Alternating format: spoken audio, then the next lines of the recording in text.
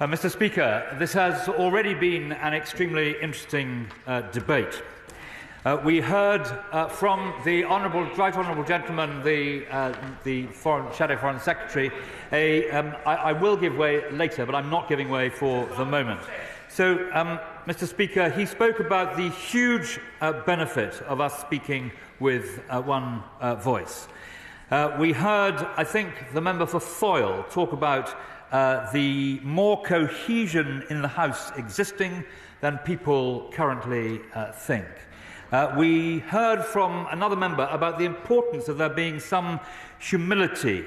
I think it was the Honourable Gentleman, the Shadow Foreign Secretary, because members of Parliament are not in the room. I emphasise the government is in the room, and there was a call that we should lift the tone today.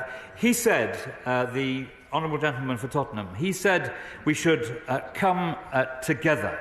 And I submit, Mr. Speaker, that the right thing to do tonight is to support the government's motion. The opposition has been very supportive in the past.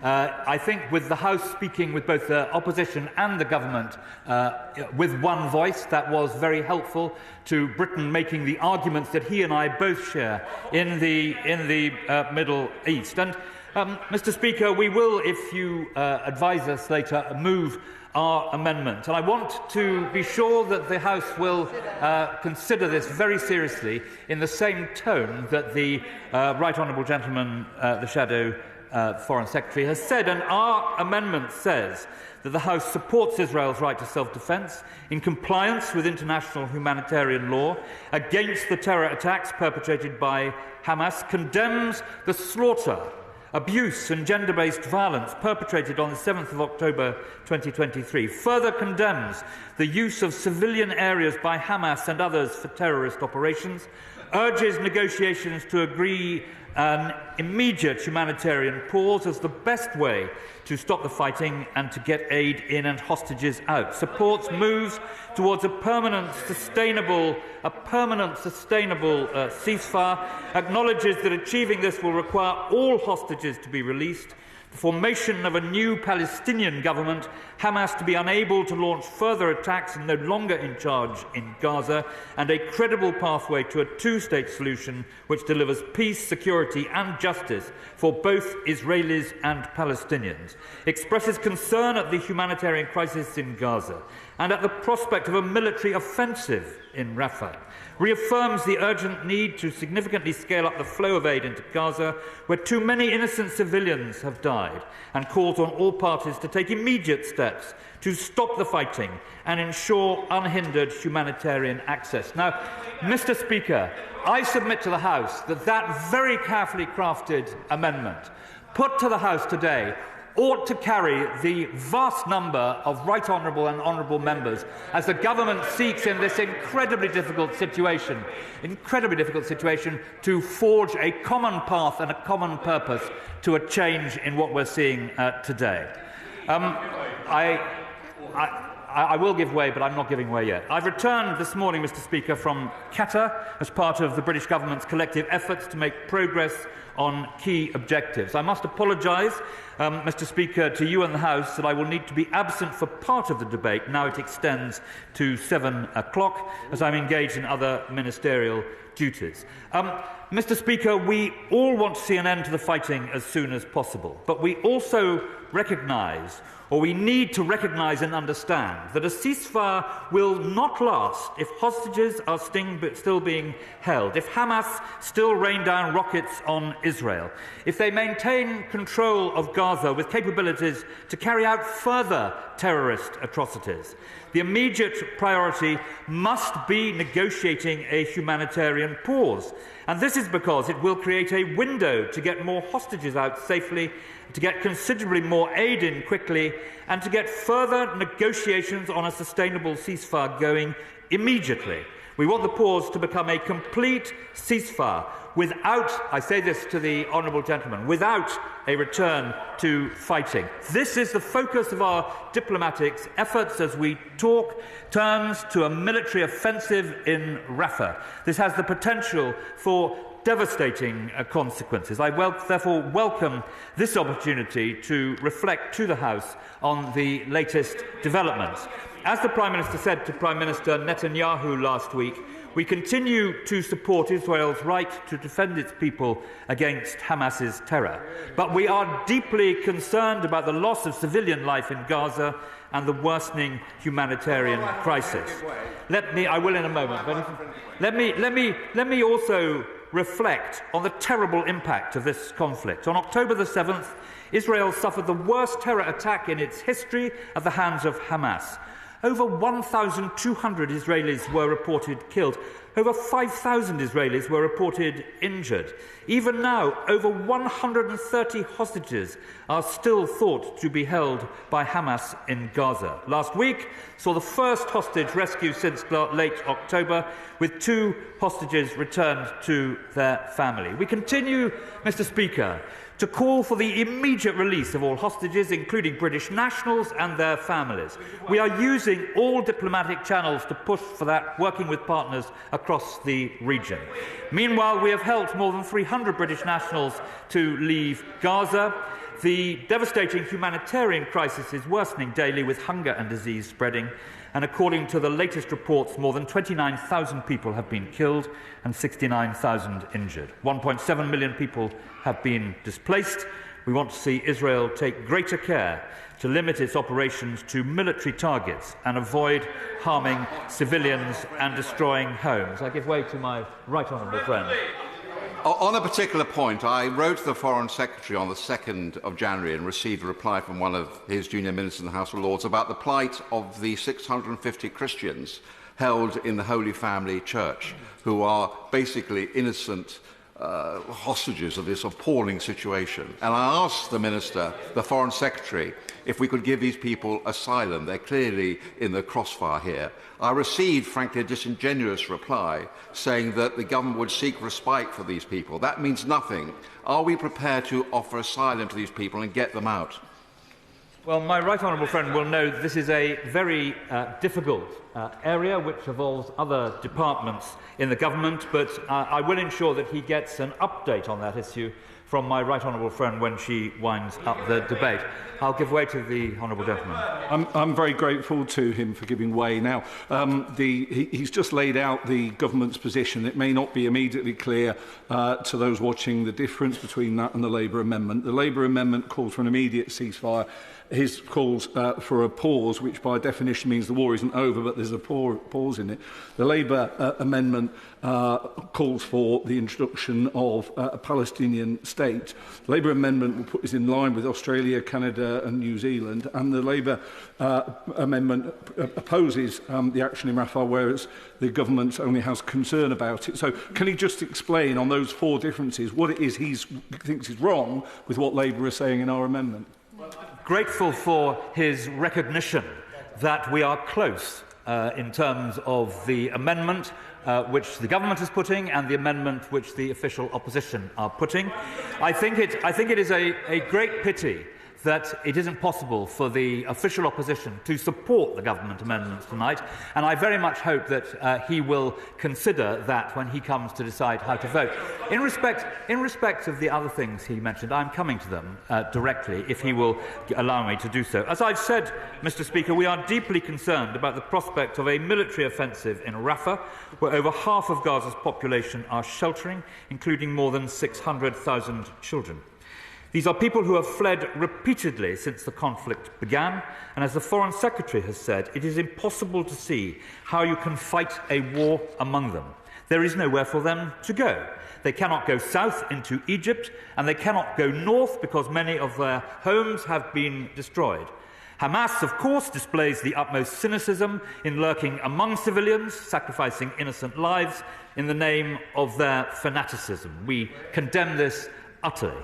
But we must also recognise the result of this cynicism. Israeli soldiers will only be able to reach hostages or the Hamas leadership at an incredible cost to innocent lives. We share Israel's desire to end the threat from Hamas and ensure it no longer exerts control over Gaza. But the UK and our partners say that Israel must reflect on whether such a military operation is wise? Is it counterproductive to their long-term interests? How best to achieve the goals the international community has set out before it takes any further action? Britain and our partners, Mr. Speaker, are doing all we can to help those suffering. We have trebled our assistance and we are pressing to get it into Gaza by all available routes: land, sea, air, trucks of aid rolling in from Jordan and ships loaded with supplies sailing from Cyprus, all while striving to get more crossings open. Last week I was, as I mentioned, to the House in Qatar, where we discussed the need to increase humanitarian aid to Gaza. I'm pleased to say a joint UK-Qatar aid consignment arrived in Rafah last week, including tents to shelter families in desperate need.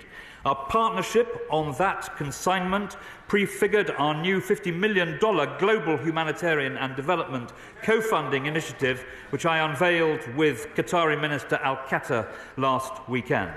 The Rafah crossing, Mr. Speaker, is vital to ensure aid can reach the people who so desperately need it. Britain has continually underlined the need for Israel to ease restrictions on humanitarian supplies and ensure the UN and aid agencies can reach civilians in need throughout Gaza. Let me also reiterate, I will give way in a moment to the Right Honourable Gentleman. Let me also reiterate that Israel must obey international humanitarian law in the way it prosecutes this war and in terms of ensuring that food, water and shelter is available to Gazans. It must also take all possible measures to ensure the safety of medical personnel and facilities. The British government has repeated this point in all our engagements with Israeli counterparts and partners, including during the Foreign Secretary's visit to Israel on the 24th of January, and with regional partners, including Saudi Arabia, Oman and Lebanon. I give way to the Right Honourable Gentleman, the former leader of the Labour Party. I thank the Secretary of State for giving way, and I'm grateful to him for that. He poured cold water on the South African submission to the International Court of Justice before it was placed. Could he now give a response from the government to the decisions, the interim decisions made by the International Court of Justice, the World Court, which effectively called for an immediate unilateral halt to the hostilities by Israel against the people of Gaza? Surely, if the government believes in the rule of international law, they should respect the International Court of Justice. Well, I set out to the Right Honourable Gentleman, I think, before in this House, that the government respects the International Court. We made it clear we thought it was a mistake for South Africa to launch that case when they did, and the view of the British government has not changed since I last told him that view. As I've said, Mr. Speaker, the most effective way now to alleviate this suffering is an immediate pause in fighting to get aid in and hostages out. This is the best route to make progress towards a future for Gaza freed from rule by Hamas. Britain has set out the vital elements to turn a pause into a sustainable ceasefire without a return to fighting, one of the key points that the Honourable Gentleman, the Shadow Foreign Secretary, made, and perhaps create the political space for a lasting peace. But we can only turn to this if there is first a break in the fighting. I give way to the Honourable Lady. Very grateful for him giving way, and anything that advances this is good, and I welcome the government has moved. I'm afraid the fact that it's not immediate I can't support because I don't feel it captures the urgency.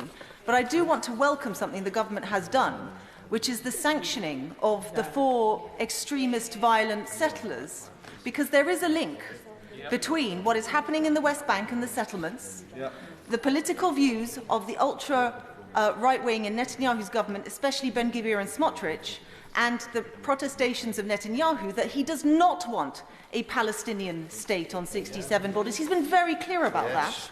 And when you put all that together, it in part explains why the assault in Rafah and the rest of Gaza is happening as it is.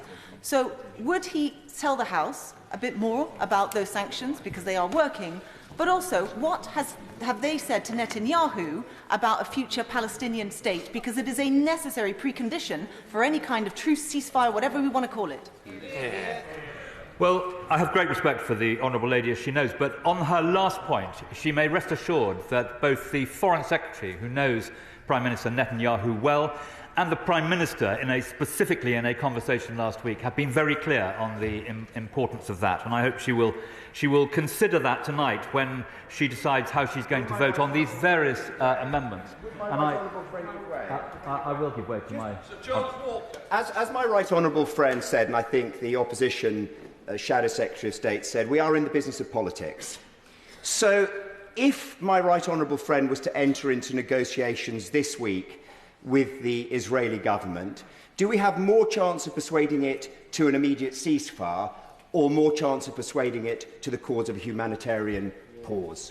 Well, my right honourable friend makes his point extremely clearly. I give way to my honourable friend. I'm most grateful to my right honourable friend in giving way. Just looking at the specific wording on the government motion, where it says, and finding a credible pathway to a two-state solution which delivers peace. With regard to that specific point and the point made earlier, where is the United Kingdom with regards to the recognition of a Palestinian state? I saw comments by the Foreign Secretary recently with regards to that. And for that two-state solution to be achieved, the government needs to set out what does it consider a Palestinian state to look like. Is it on the 67 borders on a motion that we, the United Kingdom, drafted and wrote and asked others to support? Because if we're looking at Ukraine around the world, people say if we want you to support us on international law, we have to be consistent in our approach. Well, he'll appreciate that it's important not to go too fast and imperil the objective that we are making. But I am coming, I point out to him what I said to the Honourable Lady, but I am coming very directly to that point. We have set out, I will give way in a minute. I think I've given way quite generous, I will give way in a minute. We have set out the vital steps for achieving the pause we wish to see. All hostages must be released and the new Palestinian government for the West Bank and Gaza formed, accompanied by an international support package. Hamas's capacity to launch attacks against Israel must be removed and they must no longer be in charge in Gaza. Finally, there must be a political horizon, to which the Honourable Lady and my honourable friend appeared, which provides a credible and irreversible pathway to a two-state solution. The resolution put forward in the Security Council yesterday did not achieve these outcomes. Simply calling for a ceasefire, as that resolution did, will not make it happen. Indeed, as it could endanger the hostage negotiations, it could actually make a ceasefire less likely. The way to stop the fighting, Mr. Speaker, and potentially stop it from then restarting, is to begin with a pause to get hostages out and aid in. That is what we are calling for, and it could end the fighting now. We have also taken further steps to hold those to account who undermine the steps to peace in the West Bank. Last week, the British government announced new sanctions against 4 extremist Israeli settlers who have violently attacked Palestinians in the West Bank.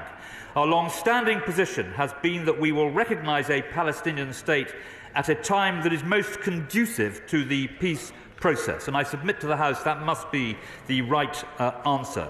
We must give the people of the West Bank and Gaza the political perspective of a credible route to a Palestinian state and a new future. And it needs to be irreversible. Likewise, we must give the people of Israel certainty of security. This does not just come down to us, but we can help. Crucially, we've made clear the formal recognition of a Palestinian state cannot come at the start of the process, but it does not have to be the very end of the process either. I give way to the honourable gentleman.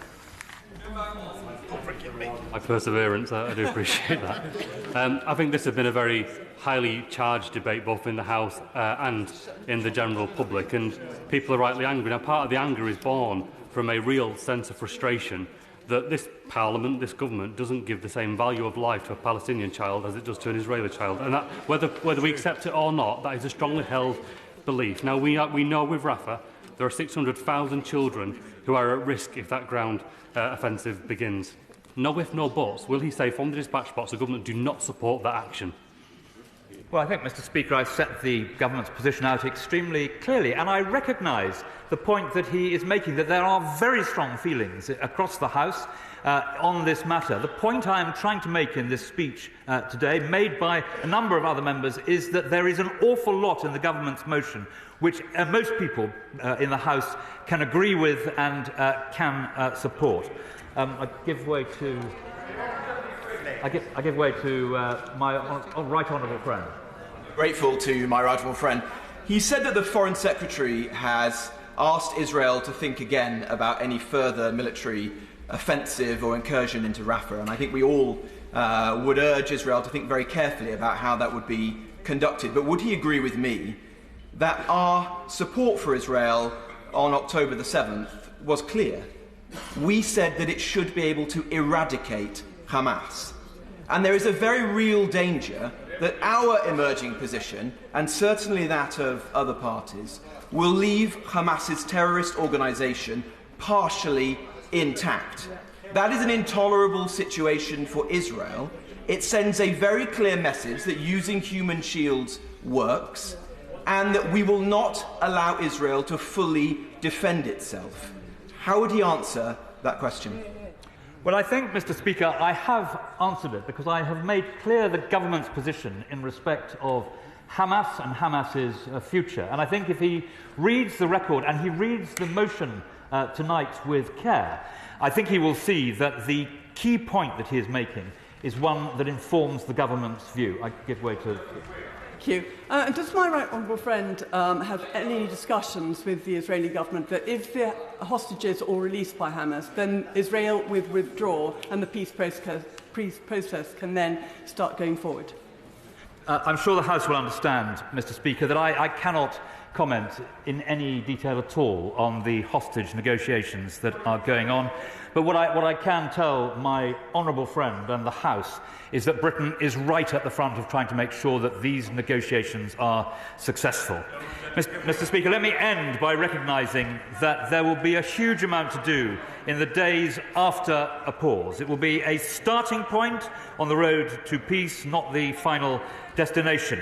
Nevertheless, it is critical that all parties give this process the best odds of succeeding. That means first securing a pause in the fighting which then progresses to a sustainable ceasefire, and we all hope a lasting peace. I urge all members of the House to look carefully at the government motion tonight before deciding how to vote if you, Mr. Speaker, put it to a vote. The original question was us on the order paper. Since when